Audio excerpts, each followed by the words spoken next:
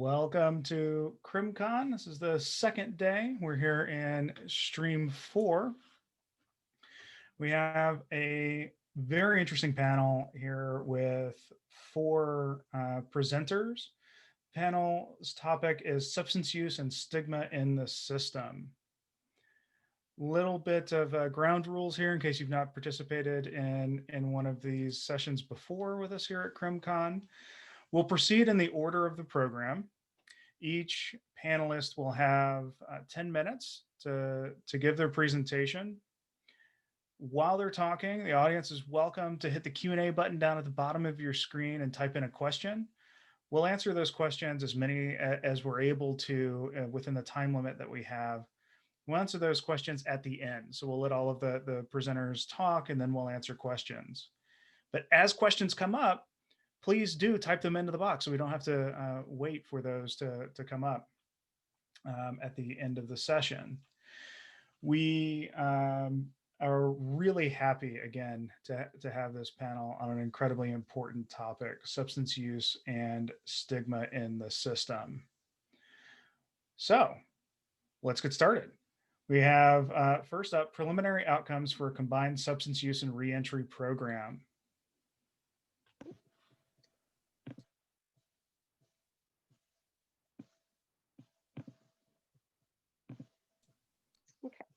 Are you able to see my slides? We will be in just a couple of seconds. Now we can. Yes. Okay, excellent. And we can hear you. Excellent, excellent. All right. Hello, everybody, and greetings from Nevada. My name is Jennifer Lanterman, and my colleagues, Doctors Brian Lee and Veronica Dahir, are in our audience. And we are pleased to share with you preliminary outcomes for a combined substance use and reentry program. Okay, my slides are not changing. Okay, there we go. All right, so this project focuses on 2 issues that are highlighted in the correctional program literature. 1, there's insufficient prison-based substance use treatment relative to need. And 2, the most effective reentry programming is focused on individual level change, such as programming to address antisocial thinking patterns, but it is less frequently available than other types of programming that are also classified as reentry programming. So in other words, we have a lot of programming that's available that doesn't actually tap into the needs that would ostensibly reduce relapse to substance use and subsequent recidivism. The intervention about which I report today was named Reaching Inward to Succeed in My Environment, or RISE, by the first cohort of men who participated in the program in the Nevada Department of Corrections. This program included the Helping Men Recover Substance Use Treatment curriculum, the Getting It Right Reentry series, and a focus on developing skills that enable participants to identify and productively respond to risky situations in both their individual substance use and reentry context upon return to the community. The intervention features a seamless continuum of care from phase 1 in prison to phase 2 in the community. All potential participants were assessed using the Nevada Risk Assessment System, which is the ORAS, which is approved for use in Nevada, and assessed for substance use disorder using the DSM criteria. Men who were selected for participation in the study were also assessed using the TCU criminal thinking scales, social functioning scales, and psychological functioning scales. The program was 4 to 6 months in duration using an intensive outpatient treatment model. Participants resided in the same area or wing of a housing unit, but the program did not include community building processes or activities that are commonly found in therapeutic communities. The target population was 18 to 55-year-old males in Department of Corrections custody with current convictions for property or drug offenses.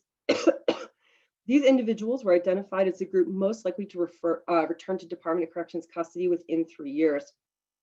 Based on the risk principle, we also identified moderate to very high risk scores on the NRAS and moderate to severe substance use disorder as eligibility criteria. Phase 1 programming was delivered at Warm Springs Correctional Center in Northern Nevada and Southern Desert Correctional Center in Southern Nevada.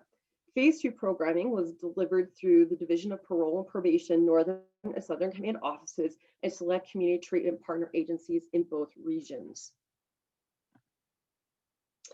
The evaluation design compares RISE participants and therapeutic community participants who are participating in a 9 to 12 month substance use only treatment program who reside in traditional therapeutic community environments. So they are all housed together in an area where they also include community building processes and activities. They are matched based on their NRAS risk score and their criminal history. COVID-19 delayed data collection, so I'm reporting on the phase 1 pretest post-test results for the RISE group only. Pardon me.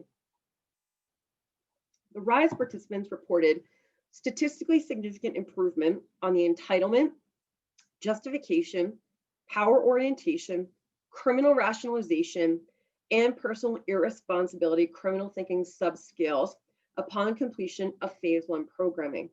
The only subscale on which participants did not record improvement was the cold hardness subscale. Similarly, the RISE participants also reported statistically significant improvement on the risk-taking, social support, and social desirability, social functioning subscales upon completion of phase 1 programming. The only subscale on which participants did not report improvement was a hostility subscale, which was marginal with an alpha level of 0.068. And finally, the RISE participants reported statistically significant improvement on every psychological functioning subscale upon completion of phase 1 programming. So in sum, RISE participants reported reduced criminal thinking, improved social functioning, and improved psychological functioning upon completion of phase 1 programming in Department of Corrections custody. These changes are in the right direction to support reduced recidivism upon return to the community, which offers preliminary support of the combined or blended substance use and reentry program model. Our next steps include completing phase 1 data collection for the therapeutic community comparison group, phase 2 data collection for both the RISE and therapeutic community groups. So these are the parole supervision and community engagement data, or the substance use treatment engagement data when individuals return to the community, and recidivism data collection. That concludes my presentation.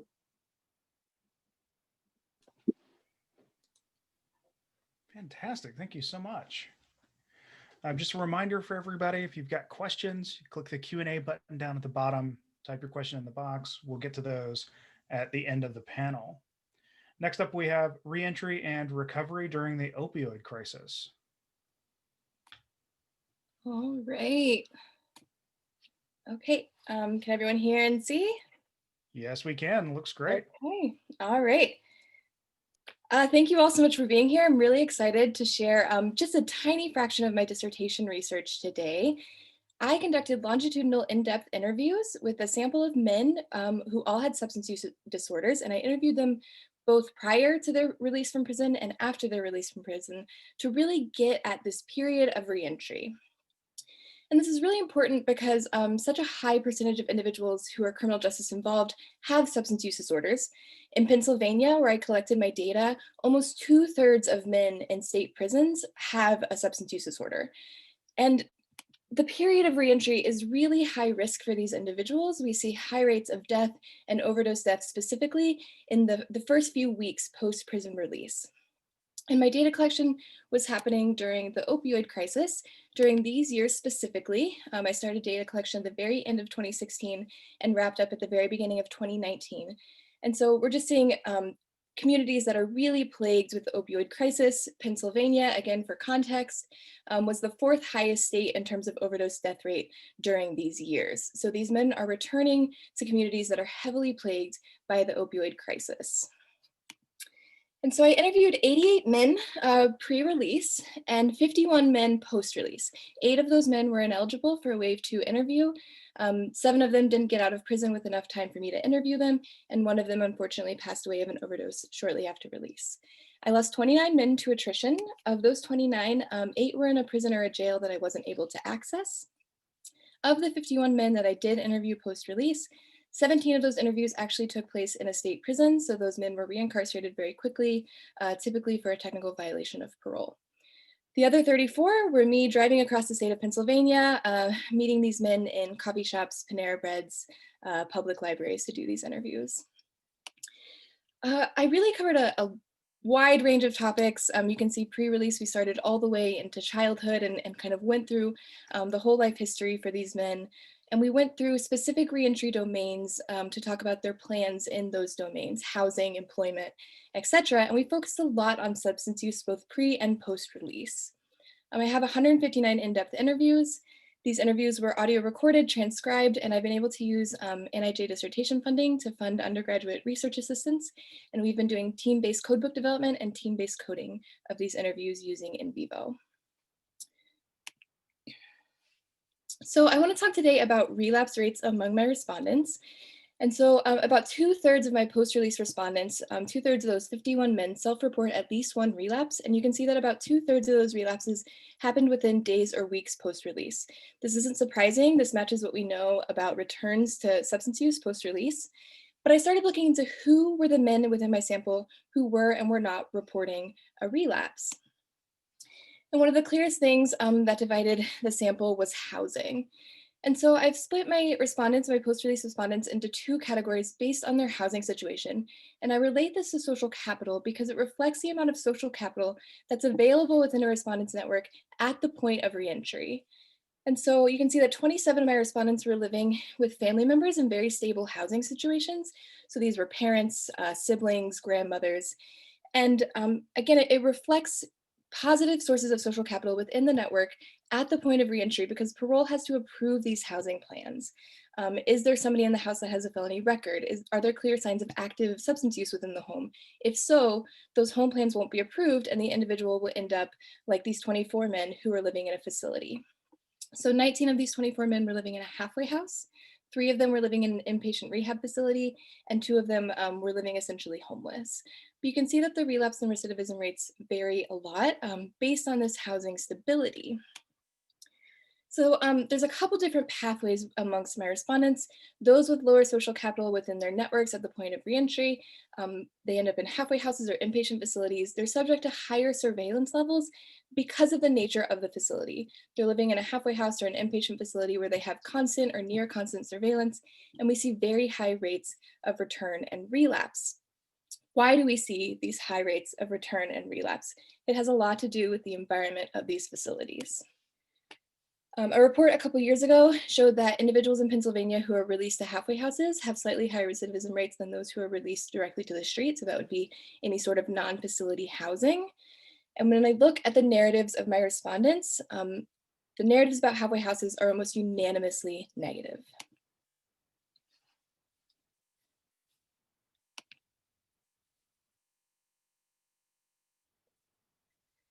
So again, this is the modal narrative about halfway houses in my respondents' narratives.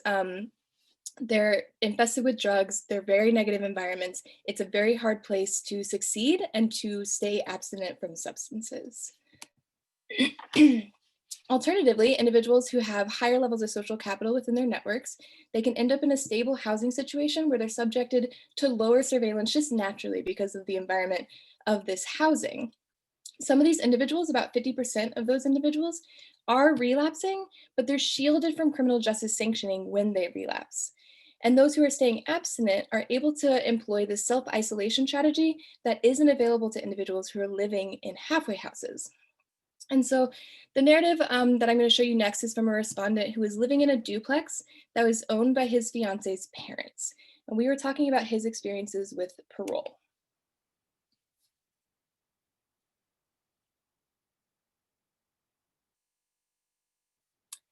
And so he specifically recognizes that because of this family support and this positive environment that he's able to live in due to that support, that he should be on minimum supervision and his parole officer isn't worried about him. This gentleman, he overdosed about 2 months post-release. He overdosed in his basement. His brother-in-law found him. They called 911. He was revived with Narcan. He spent a night in the hospital. This interview took place after that. His parole officer never found out about that incident, and he stayed on minimum supervision. And so you can see that the environment itself can shield an individual from criminal justice sanctioning when they do experience a relapse. Alternatively, for those who are living in stable housing situations but are staying abstinent, they're employing this self-isolation strategy.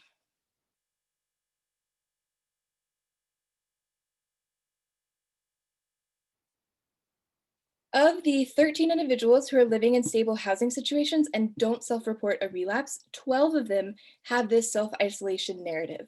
They're cutting off their ties, they're living a life of boredom, they're supported financially enough by their family that some of them aren't working, some of them were working, but they have no social ties. It's a complete knifing off of pre-prison ties, which is positive, but the thing that we're missing here is bringing in new pro-social ties. And so going back to these pathways, the individuals in this top pathway are missing social capital. They're ending up in these facilities because there's not social capital, positive social capital within their networks. But for those individuals who do have social capital in their networks, those who are relapsing, some of whom are in active use, they're being shielded from criminal justice surveillance, but they're not necessarily making progress in their recovery trajectories. Alternatively, those who are staying abstinent with this self-isolation technique, while they're staying abstinent, which is very positive, how long is self-isolation sustainable? And so the next part in the recovery trajectory, bringing pro-social people into the network, is not happening for these men. And so what's missing in this lower pathway here with higher social capital is recovery capital. You've got about a minute. Okay, recovery capital looks very similar to social capital in many ways, but it's very focused on recovery specifically. And so personal recovery capital looks a lot like social capital, but this next piece, this family and social recovery capital, is really what's missing. And so do I have ties in my network that are supportive of my recovery efforts? Am I connected to pro-social institutions and to sources of community recovery capital? And so the policy implications of this work, first off, the halfway houses in the inpatient facilities in Pennsylvania, and I assume in many other states, need to be improved. There's also some housing barriers that I think are unnecessary and are leading to worse outcomes for a lot of men in my sample. Having more reentry supports and better graduated sanctions, especially for individuals who are struggling in their recovery trajectories. And then focusing on building this recovery capital, people and skills and community resources that are helping an individual in their recovery trajectory while they're still incarcerated before they step foot outside of prison and are at risk of an overdose or an overdose death. That's all I have. Great, thank you. Next up, we have e-contact as a new alternative way in reducing stigma towards ex-prisoners. Reminder again that you can ask us questions, click the Q&A button down at the bottom and type in your question. We'll get to as many questions as we can after our presenters have given their presentations.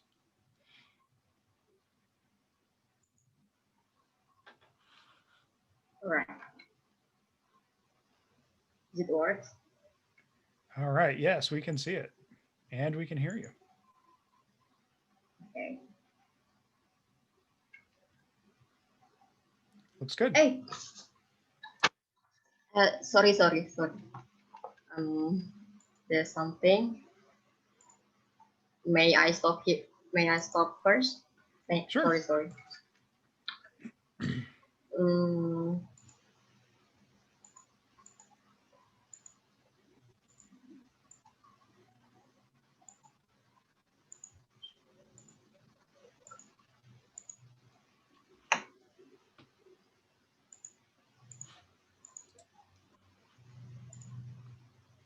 Sure. Right. Okay. All right, thank you. All right. Okay. Thanks for having me. I'm Lilis from Cendekia, Nusantara, is an independent research organization based in Jakarta, Indonesia. Today, I have e-contact, an alternative way in reducing stigma towards ex-prisoners. Actually, this is my research thesis that had been done last year. It all started with stigma towards ex-prisoners, stigma as the source of after-release problem.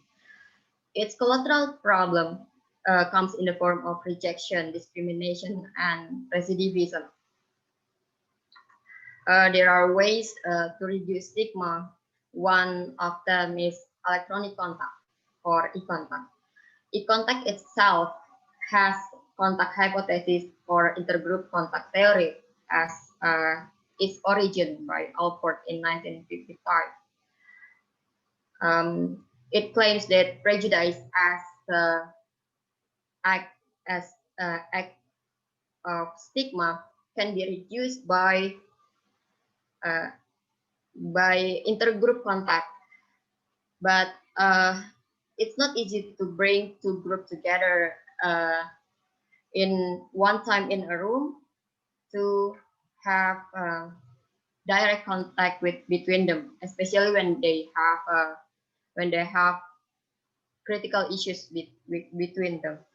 So in 2006, Amichai, Hamburger, and McKenna proposed electronic contact as a form of indirect contact. Basically, it's intergroup contact that is happened in virtual sphere. So since 2012, Professor Fiona A. White and her colleagues also conduct e-contact studies. It was involved intergroup contact between heterosexual and homosexual, Muslim and Christian students, Catholic and Protestant communities, transgender, people with schizophrenia, ethnic minorities, and some of others. From these studies prove e-contact as a promising strategy in reducing stigma. So I start to think why we don't try to implement e-contact as a strategy to reduce stigma towards ex-prisoners too. Through job finding setting, I try to implement e-contact in rangkul.org. It is website-based asynchronous e-contact. It's an employee finding website. To do so, I designed 3-phase study: baseline, intervention, and evaluation. Baseline was needed to gather all of the information to build the website content. And in the intervention phase, I have 5 days quasi-experimental study within subject design with pre and post test and involved 67 employers as participants. Last, from the evaluation, behavioral changes was measured by attitude towards prisoner scale and employers' interest to recruit the ex-prisoners as the employee. How the intervention works. Ex-prisoners were registered to legal organization and their profile then showed up as a candidate, as employee candidate in rangkul.org. Employers, as the decision maker in hiring program of their company, were invited to rangkul.org and explore all of the employee candidates profile for 5 days. After 5 days intervention, e-contact through rangkul.org showed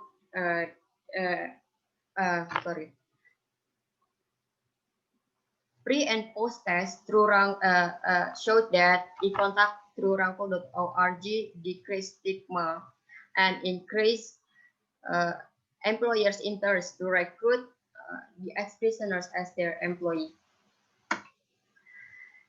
It shows that Electronic contact between employers and ex-prisoners through rankle.org are effectively drove behavioral changing into cognitive and affective response.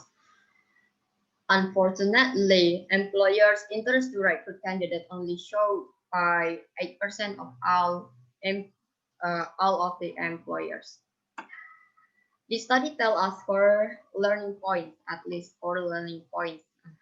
First, internet-based integration program is a promising future, but to be noted, reintegration programs should cooperate with third party as ex-prisoners organization partners. Skilled working experience and third party partners are the strongest point that can drive employers to recruit ex-prisoners as employees. Last, commitment to hire ex-prisoners should be supported by the highest decision maker in the company. That's all from me. Thank you.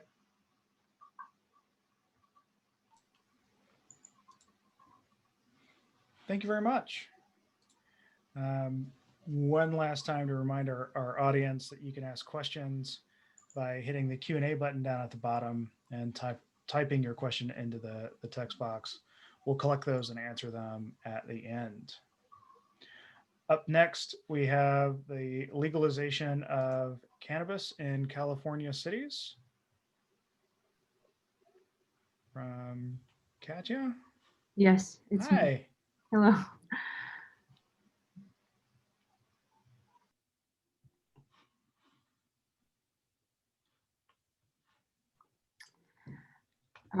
Yes, hello everyone.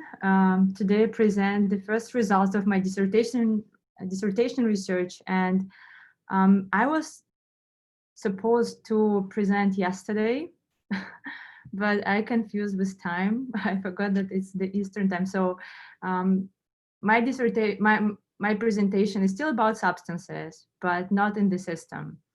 So it will be a little bit different. So my research is about the legalization of cannabis in California cities. And I'm chiefly interested in change. So in this complex dynamics of the transition from the illegal to the legal, because legalization is not a given fact. It's not something that happens overnight. It's a gradual process of social, cultural, legal, and institutional change, which started well before California passed the Proposition 64, and it may extend long into the future. So I adopt a process-oriented approach that allows to speak about legalizing or normalizing cannabis in California as a project under construction. So California is a special case when it comes to cannabis policies. In 1996, California voters made history by legalizing the medical use of cannabis. And 20 years later, in 2016, California passed Proposition 64 that permitted cannabis for recreational use. And it had record rates of public support compared to other states. It's 57%. So the legislation came into force in January 2018. And more than 20,000 licenses were issued in 2018 and 2019. And what is important about this legislation is cities have full power and authority to decide whether they want to allow legal cannabis businesses within their territory or not. So we know that in population in 2/3 of California cities supported cannabis legalization in 2016. So it was during the presidential elections. But as of now, only 1/3 of California cities passed legislation that would allow legal cannabis businesses. Any cultivation, sale, distribution, testing, so any kind of licenses. So yeah, you can see here, so 72% of cities whose citizens supported, and 38, so it's a little bit more than 1/3, passed this permissive legislation. And also of cities whose residents residents supported legalization, only 45% in the end legalized cannabis-related economic activities. So yes, only 45 of 348 that supported. And also of cities whose residents didn't support legalization, 22% eventually permitted cannabis companies despite the lack of public support. So we can see that the acceptance of cannabis doesn't arise with the same intensity across California cities. We can think about Los Angeles and San Francisco as the meccas of the legalization policies, but not all cities are like this. So we can see that there is a gap between people's preferences and government's action that has to be explained. And actually cities have huge motivation to permit legal cannabis businesses because they bring additional taxes, tax revenues that cities do not have to declare to the state, and they also create employment opportunities. So the yes, here let me show also how it looks at the map. So this is the map of LA and Orange counties, and the black borders are cities. So the blue cities are those that supported the legalization of cannabis in 2016, and red didn't support.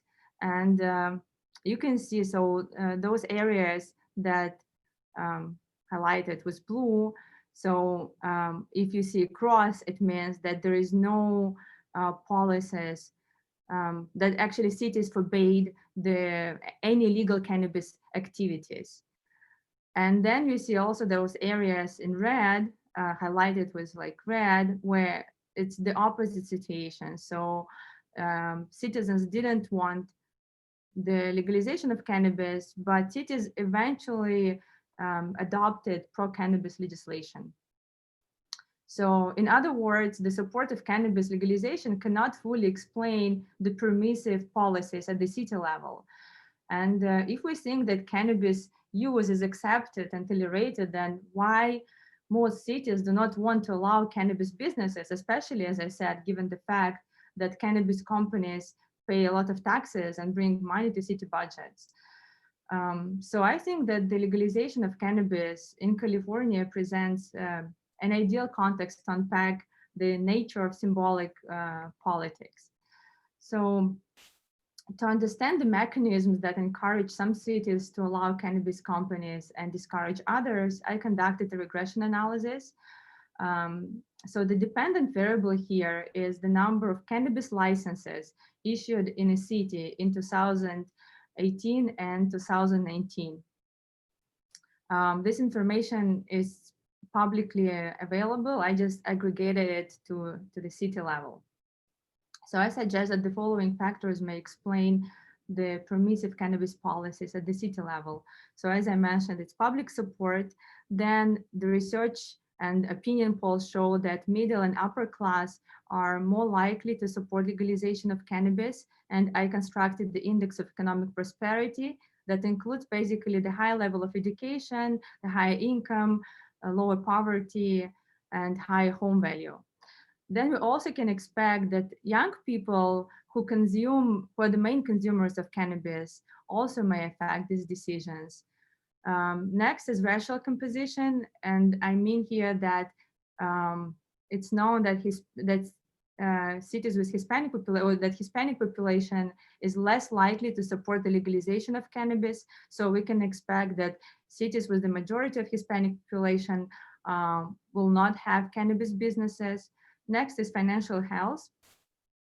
Again, I already spoke about it.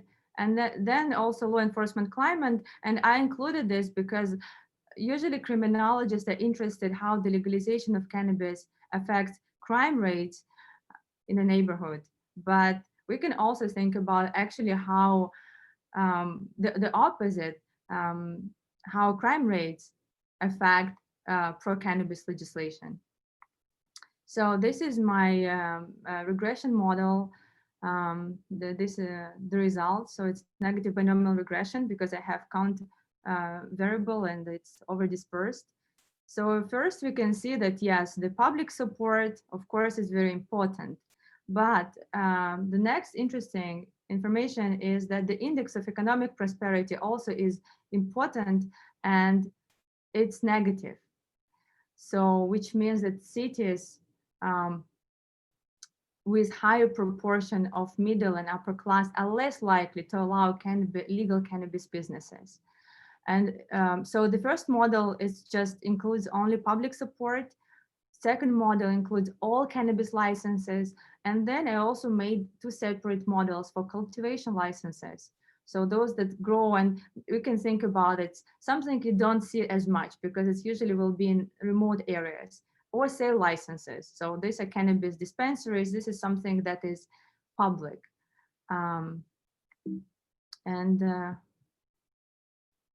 Also, we can see here that factors that explain cultivation licenses and sale licenses are also a little bit different. So when we look at the sale licenses, so cannabis dispensaries, shops that sell cannabis, we can see that they are more likely to be in cities with higher percentage of Hispanic population, and also to other factors, which is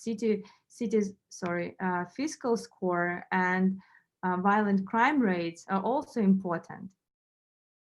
So here are my just preliminary conclusion. I should mention that actually this is just something to problematize my research, because my main data will be interviews with cannabis dispensaries and also with city officials to understand how they make this decision to legalize or not to legalize cannabis.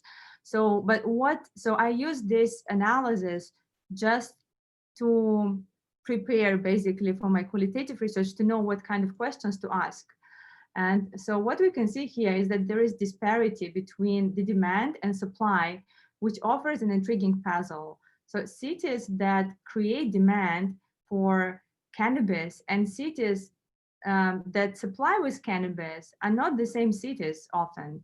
So socially and economically advantaged cities with high levels of cannabis support are often not ready to have cannabis dispensaries within their borders. And in contrast, financially struggling cities have to rely on the revenues from cannabis taxation, even though sometimes their citizens do not support cannabis legalization in the first place. So it also might suggest that stigmatization of cannabis persists despite its legalization. And this drives the mechanism of social special stigmatization. So the presence of cannabis dispensaries in poor, disadvantaged areas with higher Hispanic population reinforces the stigma of disadvantaged communities as unsafe or marginalized places. And at the same time, the location of legal cannabis businesses in non-white, impoverished places also reinforces the stigma of cannabis as a dangerous and illicit drug that has to be controlled. So, and also I think that it's very important to study cannabis legalization at the micro level if you want to understand the real status of cannabis in California.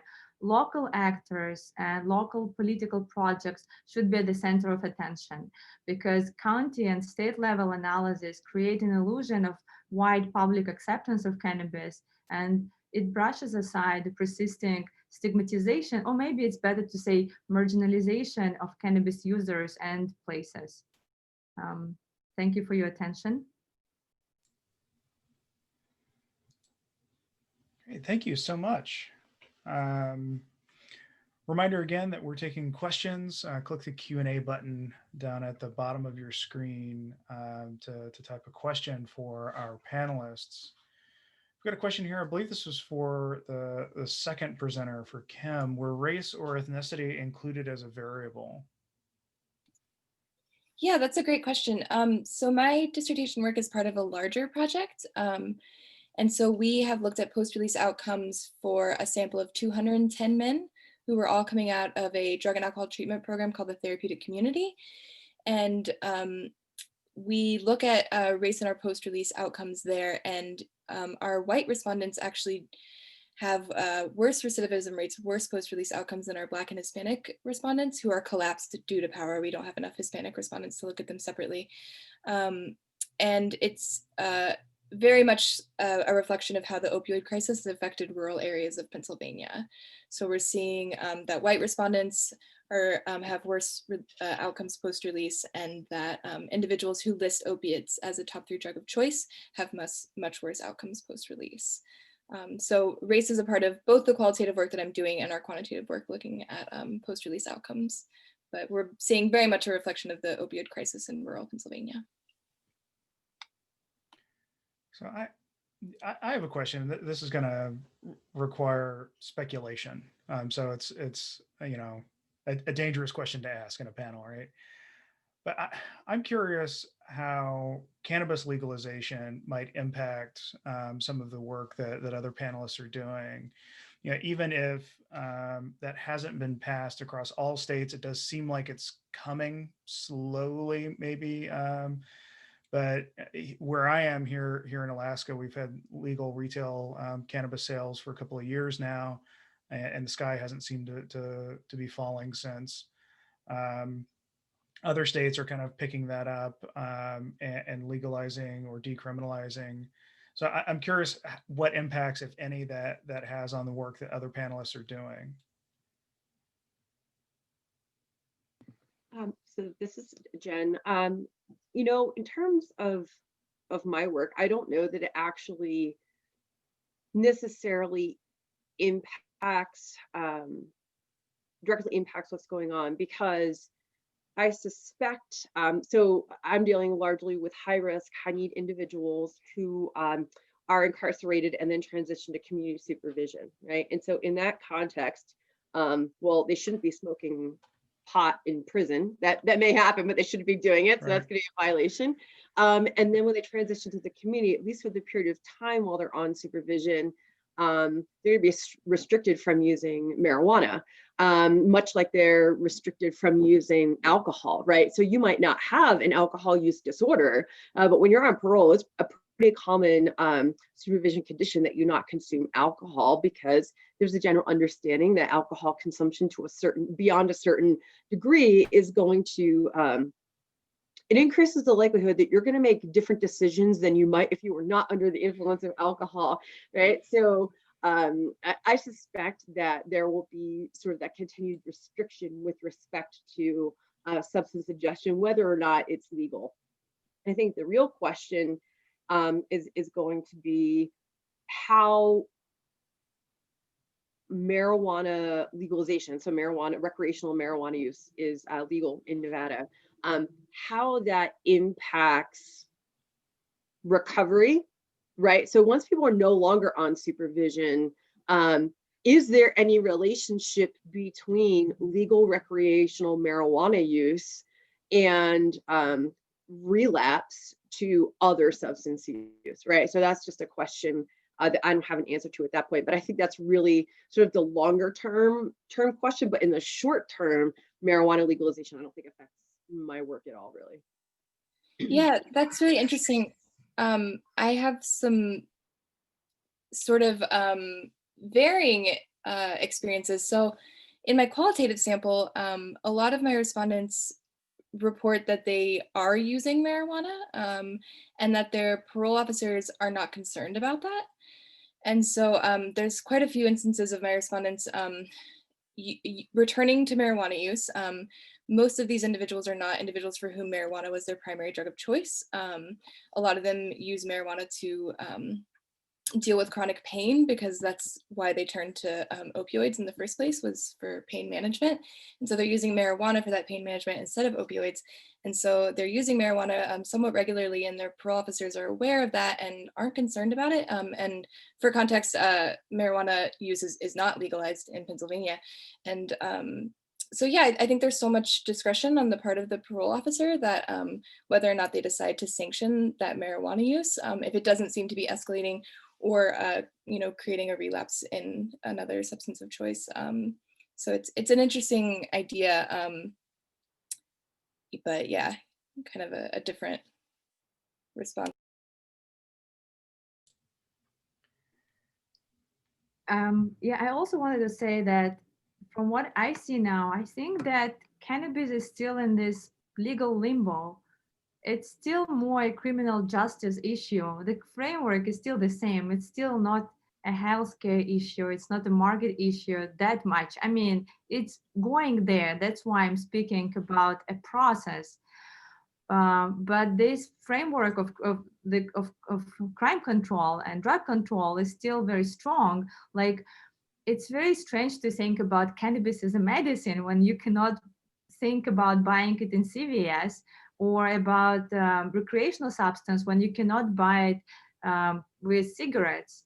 So the infrastructure, the institutional infrastructure for cannabis is very different, and it's still coming. I think this actually what interests me in my research, that we cannot say what cannabis is in one sentence. It still means too many. It's still too ambiguous. It's still, we still don't know how to deal with that. And maybe if cannabis can move, and I don't know, I'm not, like, I have no position in this. I'm, as a sociologist, I'm just interested in how things can get legal when they have been illegal for a long time. So how it happens, what do we do for this? So yeah, if it's going somewhere there, maybe it will also affect how we think about drug users in general. Well, I think that's a good place to leave it. I'd like to thank our panelists for an interesting discussion and really one of the most important topics involving both criminal justice and healthcare. It's certainly a topic that touches most of us across that are working in criminal justice. The recordings from this session will be available in our YouTube channel.